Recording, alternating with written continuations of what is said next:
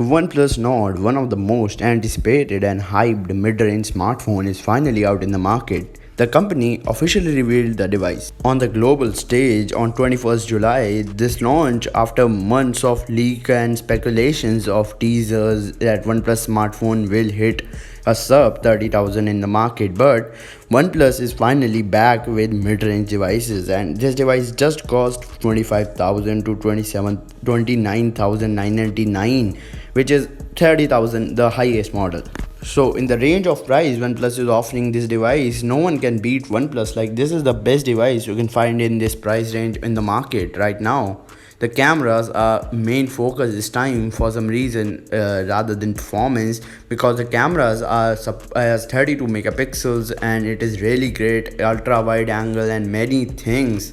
Plus, this time they did a AR launch event, which is just awesome. I attended that and it was just awesome. We also get a Corning Gorilla Glass 5 to protect against scratches and damage, and additional, the company has also opted for the plastic frame with a metallic finish and metal buttons. Inspecting the design, we get the SIM tray, USB-C port and primary speaker at the bottom of the device. We also get the power button, alert slider in the right side, below the volume rocker on the left side.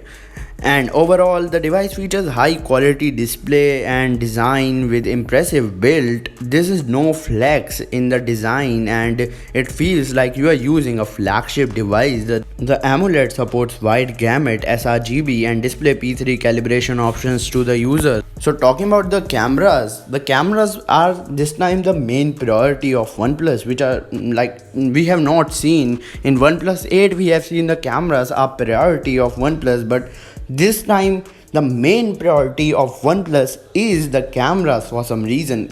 No, I'm not saying that performance is bad. Performance is really great. It is really high level, not flagship killer, because now OnePlus make flagships, you all know. The performance is flagship level, but the cameras and the samples on the internet, as we can see in the video, are just awesome. The camera samples and video samples are awesome which took from this device. So that's it for today's video. If you do end up liking my video, be sure to hit the like button and subscribe to my channel for latest tech info. Till then, peace out and I'll meet you all in the very next episode.